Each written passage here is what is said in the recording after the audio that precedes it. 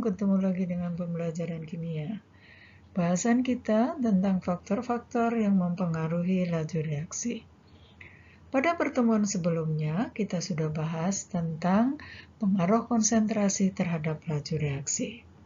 Nah, kalau kita membuat teh dengan memakai gula pasir, yang satu lagi memakai gula batu. Mana kira-kira yang lebih cepat larut? Kalian pasti sudah tahu jawabannya, bahwa yang memakai gula pasir akan lebih cepat larut dibandingkan dengan yang memakai gula batu. Mengapa demikian? Mau tahu jawabannya? Ikutin ya pembelajarannya di sini. Faktor yang kedua adalah luas permukaan terhadap laju reaksi. Kita perhatikan percobaan dari HCl 2 molar konsentrasinya dengan CaCO3 1 gram. Yang pertama dibuat menjadi serbuk halus, yang kedua menjadi butiran CaCO3-nya, dan yang ketiga CaCO3-nya berbentuk kepingan. Nah, ternyata pada percobaan ini terlihat bahwa CaCO3 yang dilarutkan ke dalam HCl, CaCO3-nya yang berbentuk serbuk, ini gelembung gasnya sangat banyak, sehingga reaksinya paling cepat. Ini terlihat pada tabel hasil percobaannya, bahwa pada CaCO3 yang berbentuk serbuk hanya butuh waktu 5 detik, yang berbentuk butiran butuh waktu 15 detik, sedangkan yang berbentuk kepingan butuh waktu 39 detik. Nah, ini menandakan bahwa pada reaksi CaCO3 dengan HCl yang berbentuk serbuk, CaCO3-nya reaksinya paling cepat karena luas permukaannya paling lebar dibandingkan butiran dan kepingan. Nah, untuk memahami luas permukaan, kita perhatikan gambar ini.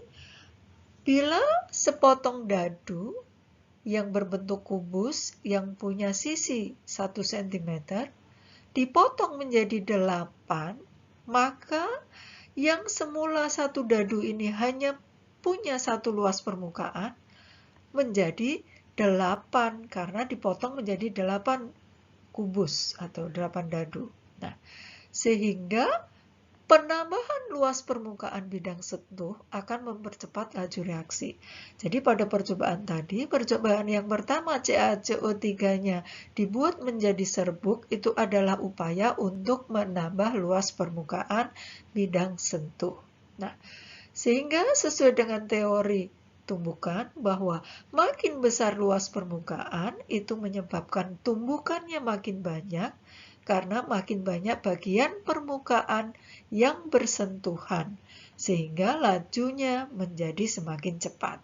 Nah, ini menjawab tadi tantangan yang di depan, kenapa gula pasir lebih cepat larut di dalam teh dibandingkan gula batu.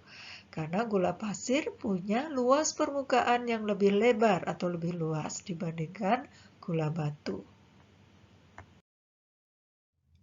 Faktor yang ketiga adalah pengaruh katalis pada laju reaksi. Kita perhatikan tentang percobaan dari penguraian hidrogen peroksida menjadi 2H2O plus O2. Percobaan yang dilakukan yaitu mengisi gelas kimia 1 dengan H2O2 sebanyak 50 ml. Gelas yang kedua sama diisi 50 ml H2O2. Gelas yang ketiga juga diisi 50 ml H2O2.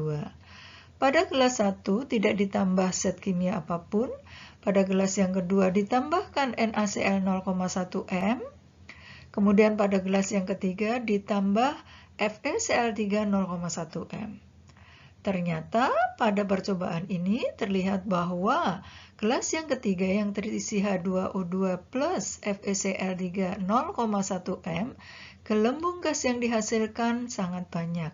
Berarti di sini H2O2 terurai menjadi H2O plus O2. Maka pada percobaan ini ternyata FeCl3 dapat mempercepat penguraian H2O2. Sehingga dikatakan FeCl3 itu berfungsi sebagai katalis, yaitu zat yang dapat mempercepat reaksi. Pada teori tumbukan menyatakan bahwa katalis dapat menurunkan energi aktivasi sehingga dengan energi yang sama jumlah tumbukan yang berhasil lebih banyak sehingga laju reaksinya akan semakin cepat. Yang terakhir adalah pengaruh suhu pada laju reaksi. Kita perhatikan percobaan dari Na2S2O3 0,2 M dengan larutan HCl 2 molar. Percobaan ini dilakukan dengan suhu yang berbeda. Percobaan pertama dilakukan suhu 27 derajat, percobaan yang kedua dilakukan pada suhu 37 derajat, percobaan ketiga suhunya dinaikkan lagi 10 menjadi 47 derajat. Percobaan ini dilakukan dengan cara membuat tanda silang pada kertas putih, kemudian kita letakkan di bawah gelas yang berisi Na2S2O3 0,2 molar. Kemudian kita tuangkan larutan HCl 2 molar, kita amati sampai tanda silangnya tidak terlihat. Ternyata pada gelas 1 membutuhkan waktu 16,02 detik. Kemudian pada gelas yang kedua, yang suhunya sudah dinaikkan 37 derajat, butuh waktu sebesar 8 detik. Sedangkan gelas yang ketiga, yaitu suhunya 47 derajat, membutuhkan waktu hanya 4,01 detik.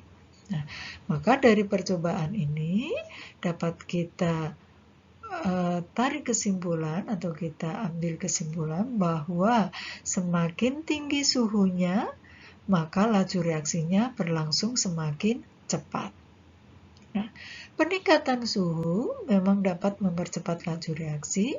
Ini sesuai dengan teori tumbukannya bahwa suhu suatu sistem itu adalah ukuran dari rata-rata energi kinetik dari partikel-partikel pada sistem tersebut.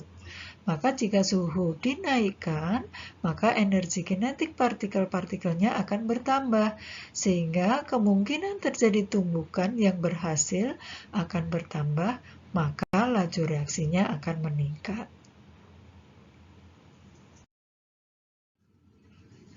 Dari percobaan tadi membuktikan bahwa suhu dapat mempengaruhi laju reaksi.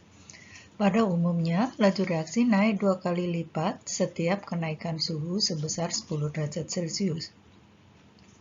Hubungan antara suhu dengan laju reaksi dapat dinyatakan sebagai berikut. V pada waktu tertentu sama dengan delta V dipangkatkan T akhir dikurangi T awal dibagi delta T dikalikan V mula-mula. Jadi delta V adalah perubahan laju reaksi, delta T adalah perubahan suhu, T akhir, kemudian T0 T awal, dan V0 adalah laju awal.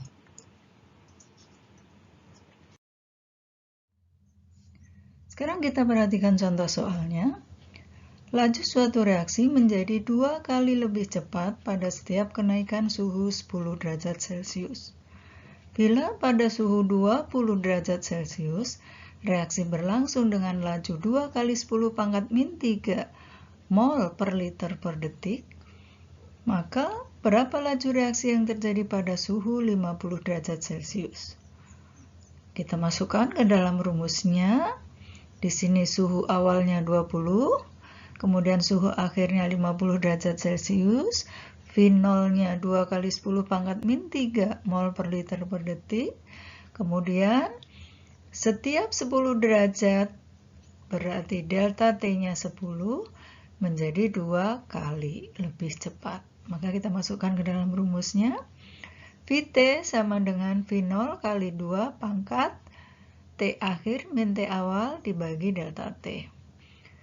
V akhirnya berarti suhu 50, berarti V50.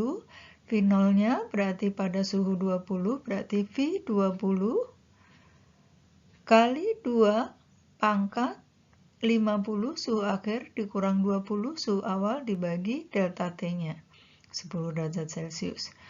Berarti V50 sama dengan 2 laju awalnya, V0-nya 2 kali 10 pangkat min 3, 2 kali 10 pangkat min 3 kali 2, setiap naik 10 derajat menjadi 2 kali lebih cepat, berarti 2 pangkat 3. 50 dikurang 20 per 10. Maka V saat suhu 50, V50, V pada suhu 50 derajat, sama dengan angkanya ketemu 1,6 kali 10 pangkat min 2 mol per liter per detik. Jadi, pada suhu 50, laju reaksinya menjadi lebih besar, yaitu 1,6 kali 10 pangkat min 2 mol per liter per detik. Demikian tadi pembahasan tentang faktor-faktor yang mempengaruhi laju reaksi. Di sini ada beberapa soal latihan yang kalian bisa gunakan untuk berlatih di dalam memahami konsep faktor-faktor yang mempengaruhi laju reaksi. Selamat berlatih. Terima kasih. Assalamualaikum.